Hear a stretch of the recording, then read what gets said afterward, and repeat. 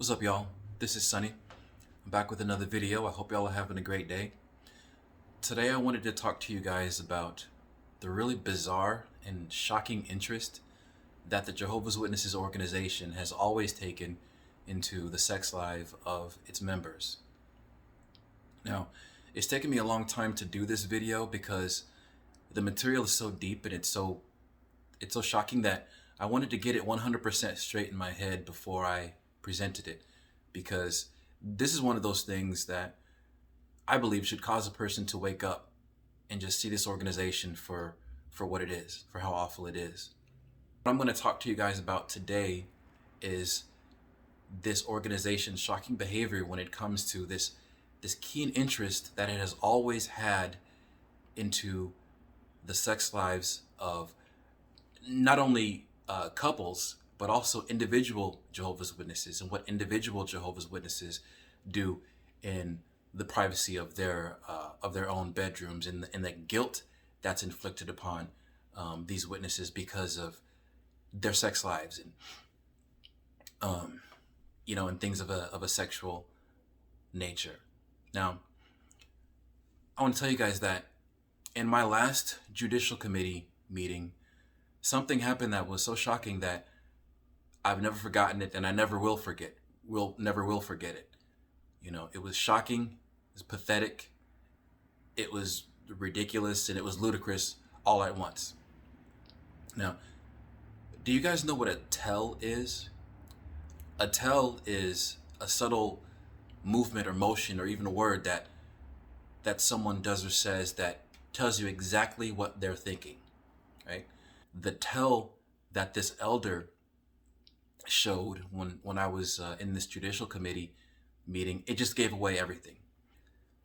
It became obvious that this person was becoming sexually aroused at what I was talking to him about, as far as me dealing with some woman that I had been dealing with that had caused me to end up in that Judicial Committee meeting. He was becoming sexually aroused because of the things that I was telling him about. So again, this really bizarre interest that these Jehovah's Witnesses take into the personal lives of Jehovah's Witnesses, individuals or couples, right? So first, we're going to talk about with individual Jehovah's Witnesses. I remember being at a circuit assembly some time ago, and you know how at these circuit assemblies they have brothers from Bethel. They have like these bigwigs from Bethel that just fly all over the country, and they give talks at these different circuit assemblies, right? And so when you go to the assembly and you hear that, they do an announcement that this person is from Bethel, and so it's like you're supposed to just like listen up, because of it's like what this person is going to be talking about has extra weight because of his status as a Bethelite, right? So this Bethelite is standing up there at this circuit assembly, and he starts this talk. And what he does at the beginning of this talk is he gives an example of a brother who was someone who coped with guilt. He coped with guilt that was so extreme that it caused him to attempt suicide. He tried to kill himself, but the thing about it was that he survived. He survived the suicide attempt. And so I'm listening to this Bethelite give this example, and he said that what caused this brother to attempt suicide, and oh yeah, and by the way, the brother survived, but he was permanently disfigured because of this suicide attempt that he had made, right? And so what that man said, the reason why I knew the direction that it was going. He said that this person attempted suicide because of masturbation, right? And so I was pretty shocked, I was shocked, but I wasn't shocked, because again, I had an inclination that that's what he was going to be talking about. But it's like, I don't think that I was out of the organization yet, but I think at that time I was already having doubts. So the irony of this person from Bethel talking about this person attempting suicide because of masturbation. The irony didn't hit me until sometime later. See, the point that this Bethelite person was, and he was an older person. It wasn't like he was a young Bethelite. He was an older guy. The point that he was trying to make, and I can't remember exactly what the theme of the talk was, but it was clear that the point that he was trying to make was that masturbation is something that's wrong, right? And so it's so wrong that, it leads to guilt that causes a person to attempt suicide, right?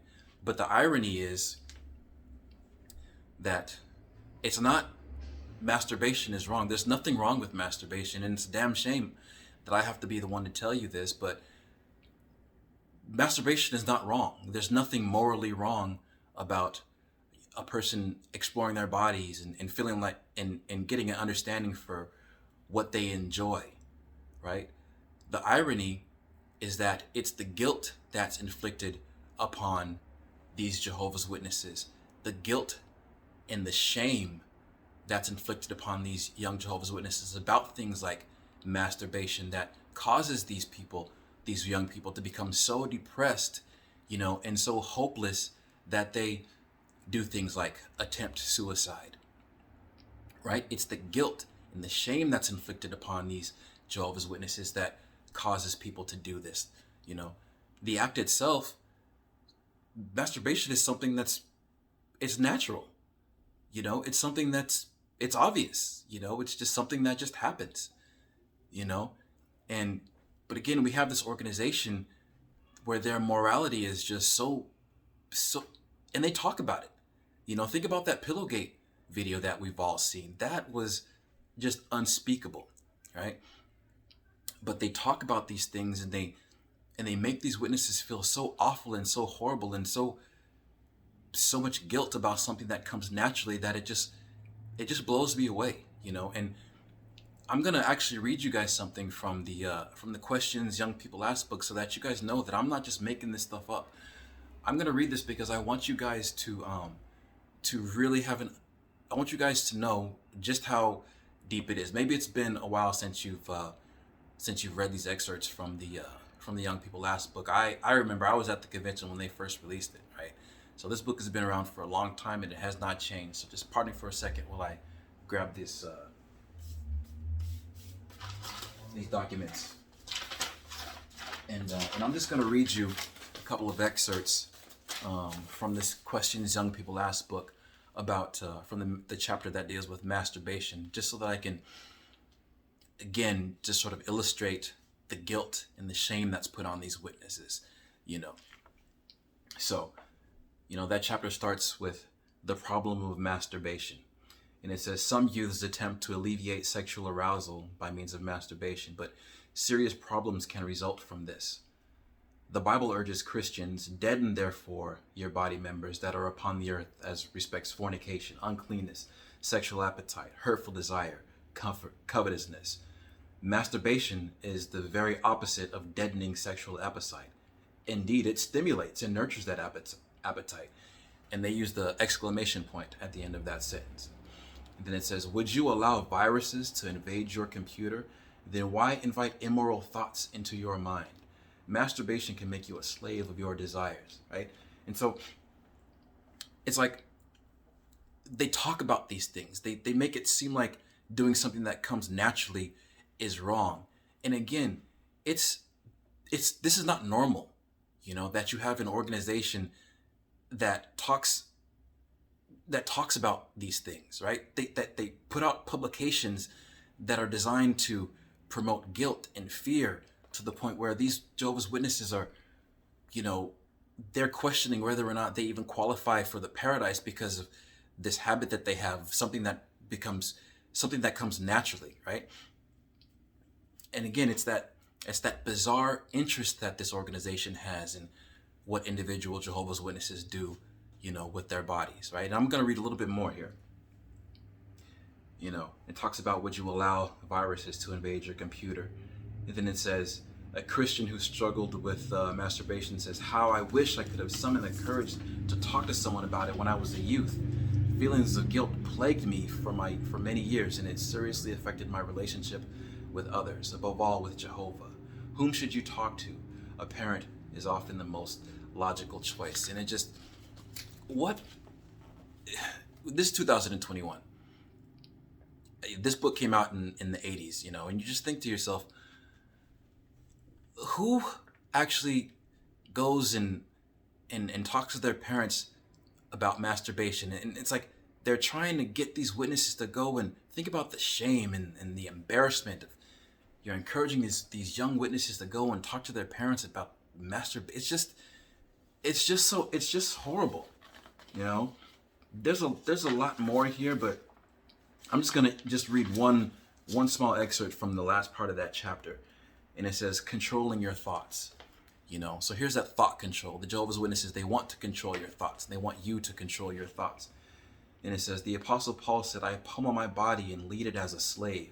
Similarly, you may have to be strict with yourself when improper thoughts about the opposite sex seem to invade your mind, right? And this last part really got to me. You know, it's a quote, and it says, when I feel sexual urges coming on, says one Christian, I really make myself pray. And then it says, no, God won't take away your interest in the opposite sex, but with its help, you can discover that there are many other things to think about. No, God won't take away your interest in the opposite sex. And it's like, it's amazing to me that they threw that in there, because they're kind of in a way saying that would be the ideal, you know, that God actually would entirely take away your interest in the opposite sex, right? It almost makes it seem like that would be the ideal, the fact that they threw that little phrase in there, that God would take away your interest in the opposite sex. You know, how bizarre. You know, how bizarre that this organization takes that much of an interest, you know, in what an individual Jehovah's Witness is going to do, something that comes naturally, you know, what a witness is going to do with their bodies, the privacy of their own bedrooms. That hasn't changed. You watch that Pillowgate video. They're sitting there talking about pillows, you know. I just watch if you can't stomach the entire Pillowgate video, just watch the trailer, because it tells you everything that you need to know. Watch the actual video for as long as you can, and just understand that this organization does not change. This has been one of their policies for decades, and it's shocking and it's extreme, and you wonder, you know, how an organization why they even talk about these things, you know. But that's just the tip of the iceberg. Now, so I'm sorry, because like when I'm talking about these things, I gotta just like calm myself down and just try to relax, because I want to present this material to you guys, you know, and not get so emotional about it, you know, because I just want to tell it to you straight. So we talked about, you know, the interest that this organization, the bizarre interest that they take into individual Jehovah's Witnesses, but even couples. Now, I'm going to talk to you guys about the heritage of this organization, something that maybe you did know, maybe you didn't know, and it's just so. I'm just going to tell you guys this. You know, when you've been out of the organization. Well, actually, let me rephrase that.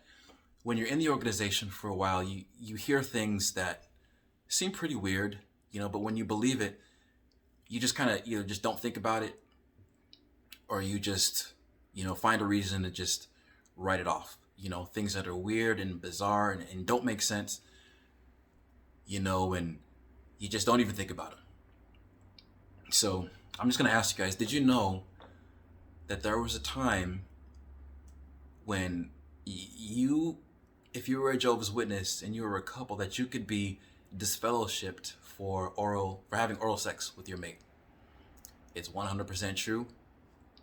There was a time when that was policy, and I'm going to read you guys a few excerpts from the Crisis of Conscience, written by Ray Franz, where he went into depth about just how bad it got, and this was in the early 1970s.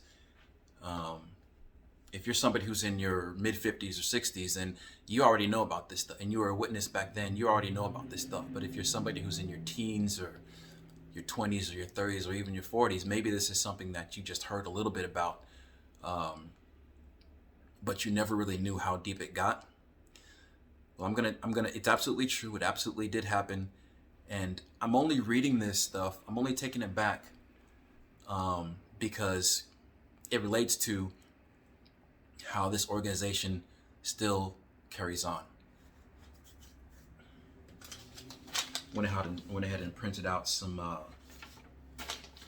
couple of passages from Crisis of Conscience, and I'm just gonna read it. I'm just enough preamble. I'm just gonna jump right into it. So it says, a matter not among those just mentioned, but which brought considerable discussion, involved a witness couple in California. Someone had seen in their bedroom certain literature and photographs dealing with unusual sex practices. Investigation and interrogation by the local elders confirmed that the couple did engage in sexual relations other than simple genital copulation. Right? So the governing body was called upon to rule as to what action, if any, should be taken towards the couple. It says, within a couple of hours, the decision was reached that the couple was subject to disfellowshipping. And it says, this was thereafter set out as a formal published policy applicable to any persons engaging willfully in similar practices. An article in December 5th, 1969, Watchtower had first focused attention on such sexual relations, and here we're talking about oral sex, discussing them at considerable length. Good luck finding that Watchtower, because it's one of those things that is probably disavowed, and if you want to find that Watchtower and see how shocking, their published material was, you're going to have to dig for it, right? And it says, and this doubtless served to sensitize the elders to reports of such conduct.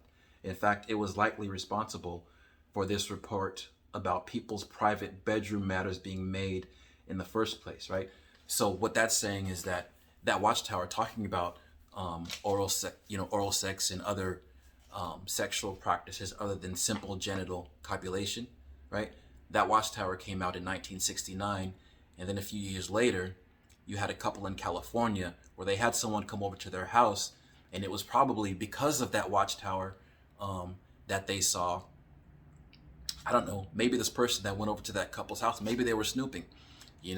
How do they end up in that couple's bedroom in the first place? But the point is that they had read that Watchtower and they saw some literature dealing with who knows what, and they felt like they needed to bring it to the elders. And that led to just a watershed of people being disfellowshipped for oral sex. I'm just going to read a little bit more here.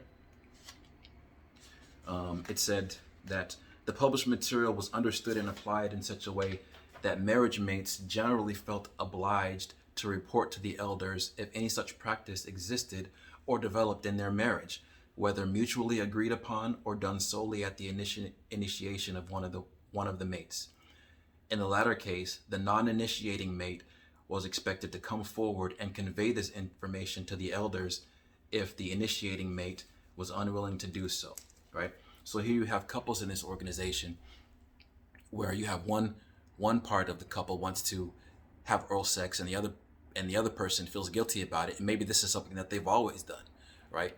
But now you have one couple going to the elders talking about the other couple, and then you have the initiating part of the couple. They might be subject to disfellowshipping, and now you have the non-initiating part member of the couple going to the elders, maybe so that they can try to cover themselves, right? Imagine that type of a dynamic. Imagine experiencing that just weird and bizarre dynamic, and you're a couple in this organization, and you're just trying to make your way in life just like you always have, And it says, to fail to come forward generally is viewed as indicative of an unrepentant attitude and as weighing in favor of disfellowshipping.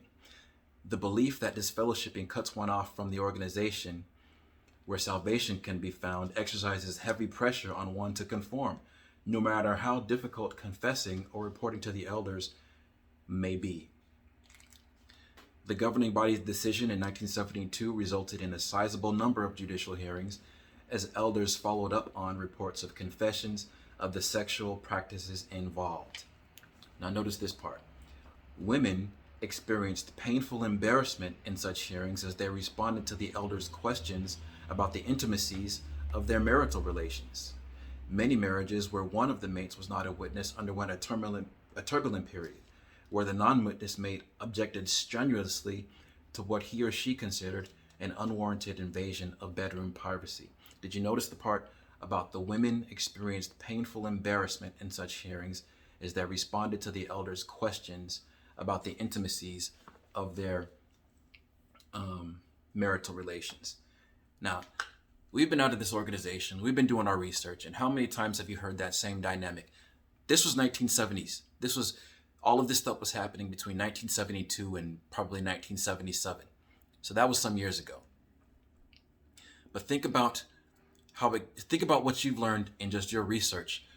How many times have you heard in these YouTube videos about these sisters talking about these invasive questions that these elders are asking, and feeling like they're like getting off on the things that these sisters are talking to them about, asking questions about what was the person wearing, what were you talking about, those types of questions. This organization does not change. And again, I'm going to talk to you guys about what happened in my Judicial Committee meeting in just a few minutes. If you think that dynamic of these elders getting horny during these Judicial Committee meetings, if you think that's something that only happens with the sisters, you are absolutely incorrect. It happens with the brothers too. It happened with me, and I'm going to explain to you guys exactly what happened in just a few minutes. I'm going to read a little bit more about from Crisis of Conscience here. It says some marriages broke up with resulting divorce. An unprecedented volume of mail came in over a period of 5 years, most of it questioning the scriptural basis for the governing body members inserting themselves in the private lives of witnesses in this way. Other letters, often from wives, simply expressed confusion and anguish over their uncertainty as to the properness of their sexual foreplay. So she wrote, saying that she and her husband loved each other deeply, and then she described the certain type of foreplay that they were accustomed to. In 1976, a headquarters staff member handling correspondence states, many problems have resulted from the position taking, often where there is an unbelieving husband. Wives have refused to allow such husbands to stimulate them in this way or to stimulate the husbands in this way. As a result, marriages have broken up. So you have an organization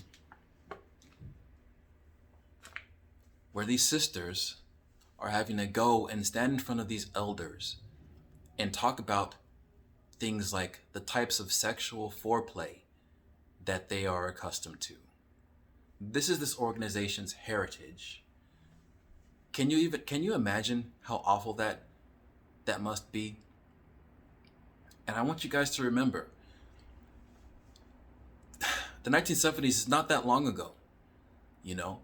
Now, as you're going to see as I wrap this up as far as reading from Crisis of Conscience, they eventually had to reverse their position on that because it just got too out of hand. It was just too much, right? And so a lot of people did get disfellowshipped. And even though they did reverse their position, you know, on disfellowshipping witnesses because of that, you know, because of oral sex, I want you guys to know that the spirit of this organization is still the same. You know, they still will interrogate couples about what's going on. They really do. And I'm going to give you guys a personal example. When I was, and again, I gotta just chill myself out a little bit because I get so worked up when I'm talking about this stuff.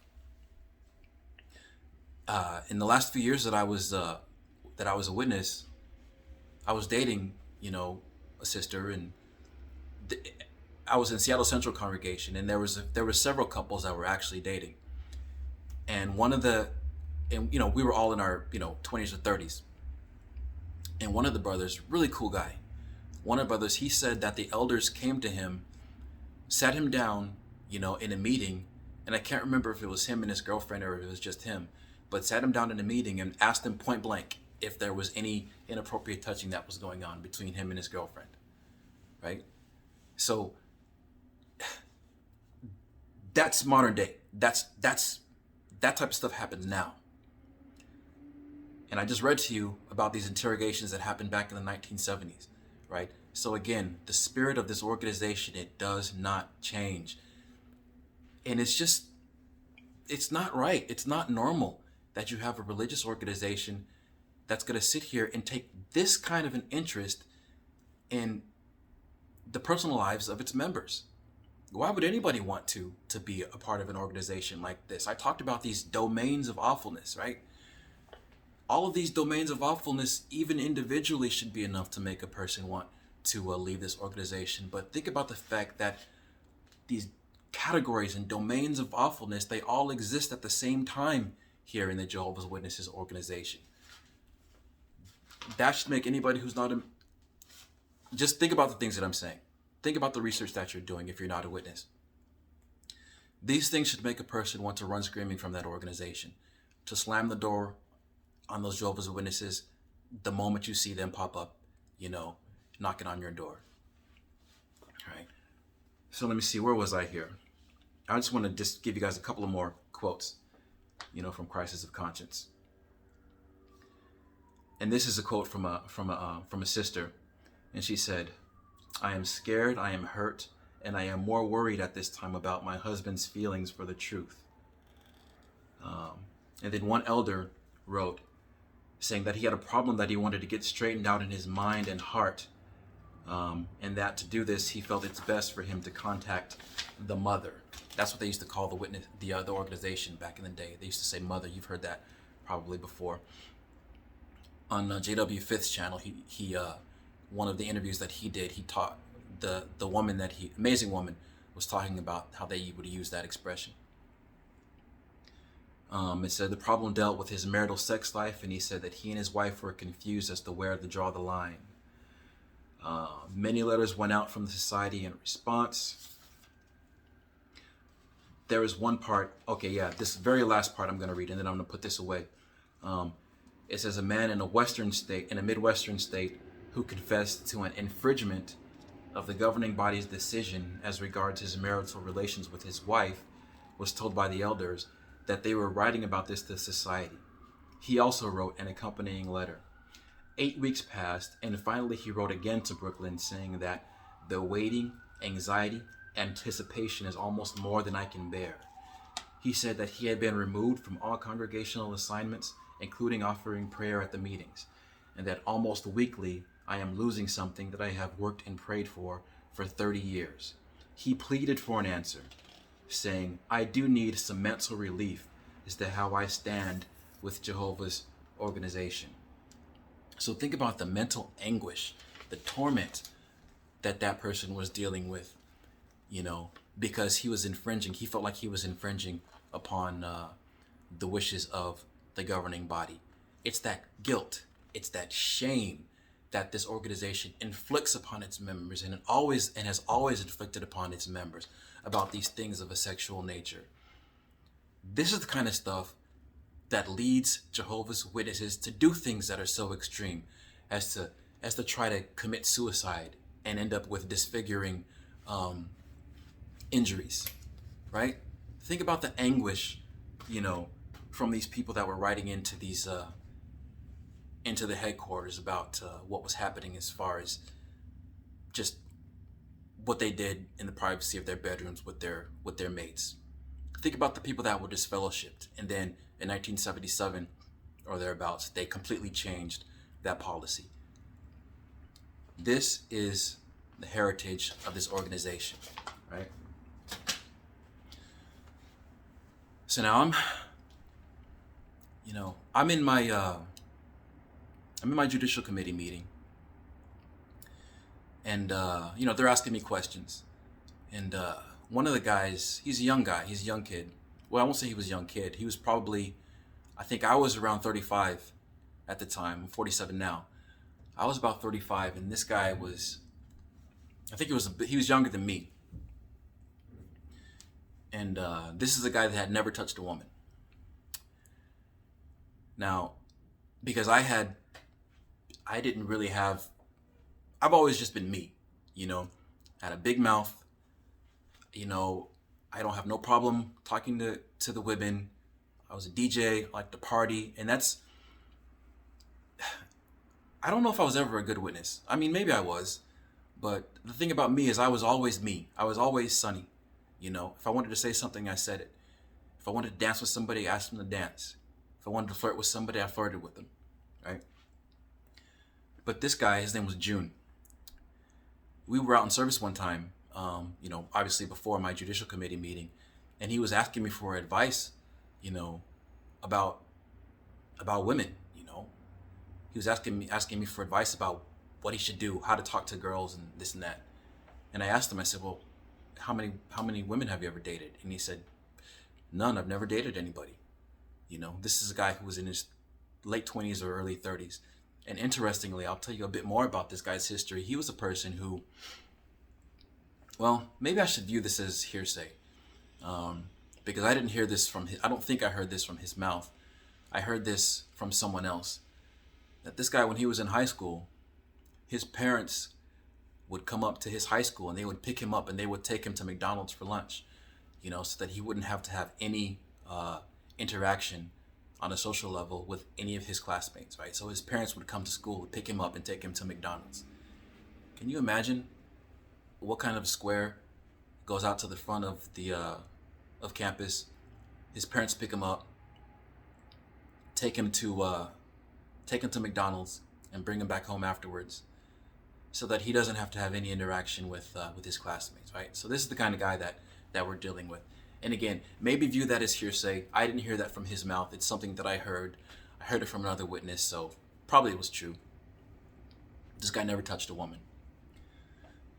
So I'm in this Judicial Committee meeting, and they're asking me all these questions, you know.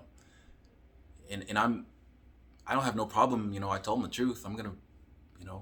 They're gonna ask me the questions. I'm gonna answer them truthfully.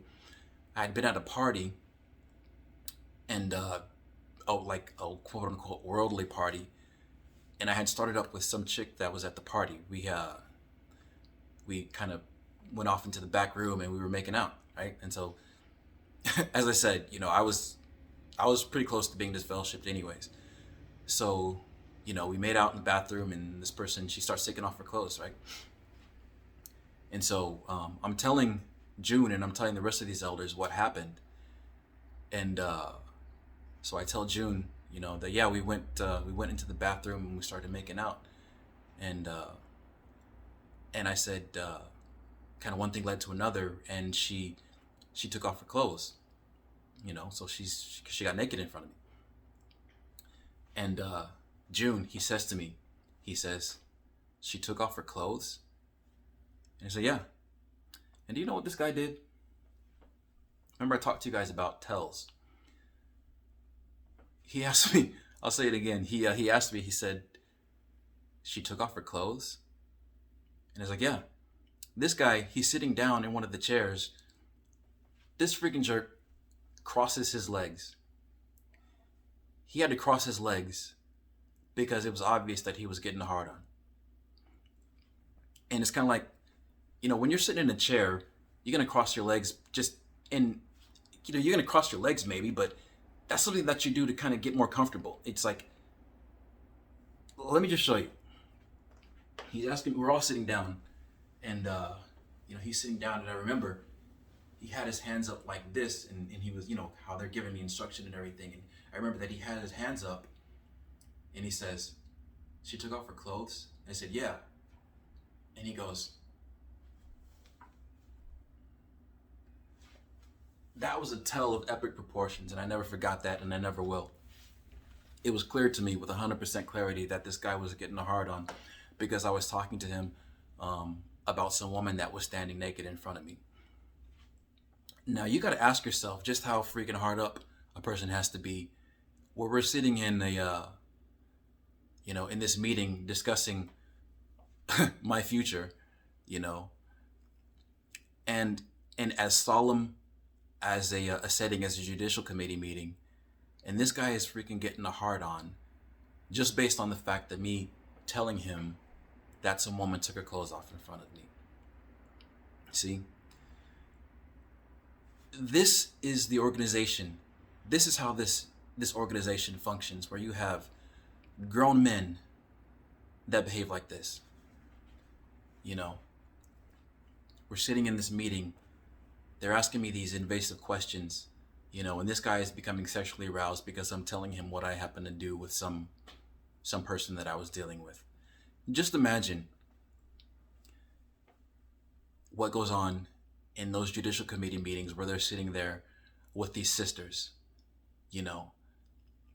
It's an organization where these people are so sexually repressed that, and they are warned, and they talk about pornography all the time, and they're warning you about pornography, and they're warning you about masturbation from the platform. And I remember I was sitting in one of the meetings, and it was so quiet, when we were listening to this talk, because they're talking about, it's kind of like they're trying to talk about this stuff, but say it as delicately as they possibly can. Talking about giving a woman her womanly due, talking about how you have to take care because it might take a woman, a longer period of time to become satisfied than a man. And,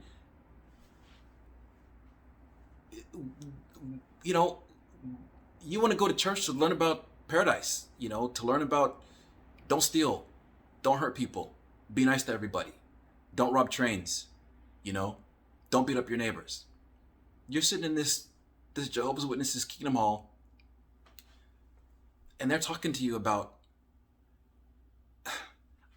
I just can't, I can't do it anymore. I've been going for about 41 minutes, and I think you guys get where I'm coming from here, and so I just wanted to present that to you guys. Just think about these things. If you're somebody who's not a witness, think about the things that I've told you. I'm not making this stuff up. This is the Jehovah's Witnesses organization. They don't change. Think about that Pillowgate video. It's like they're getting even worse. I'll tell you guys one last thing that happened. When I was on my way out, out of the organization, I like to party, and this is going to speak to this interrogation that these elders do, that they still do, about what's going on with individual Jehovah's Witnesses. I remember me and a bunch of my friends, we went out to a club and we were dancing and everything, and the elders already had their eye on me, right? And so in one of my Judicial Committee meetings, I talked about how we had all went out to a club, and they were interrogating me because they wanted to know who else was there with me, right? And I refused to tell them. I don't have a lot of pride in myself. I don't have an ego,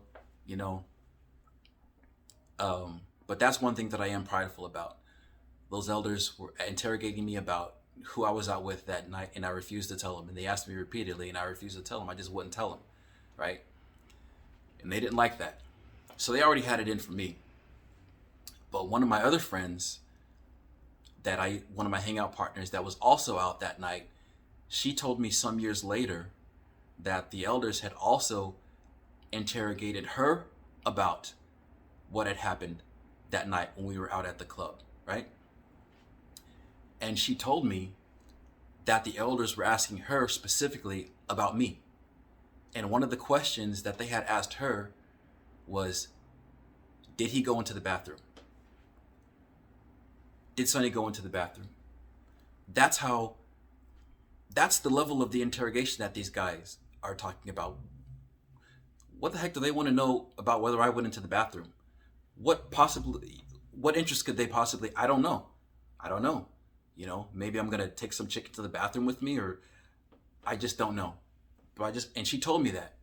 And it took her a lot of years, before we got in contact, because I left the organization before she did. But she felt like that was something that she needed to tell me, when we finally were able to communicate again, because she had left. She told me that those elders had interrogated her specifically about me, and they wanted to know when we were out at the club whether I had went into the bathroom. So this is that organization. I've given you guys a lot of information, and I'm telling you, we're talking about the 60s, the 70s, the 80s, 90s, 2000s, 2020s. This organization does not change. So holler at me if you guys, want to talk about anything. Send me an email. I'm going to go ahead and call it good for this clip. I hope you guys have a great day. And I'll talk to you in the next one. Peace.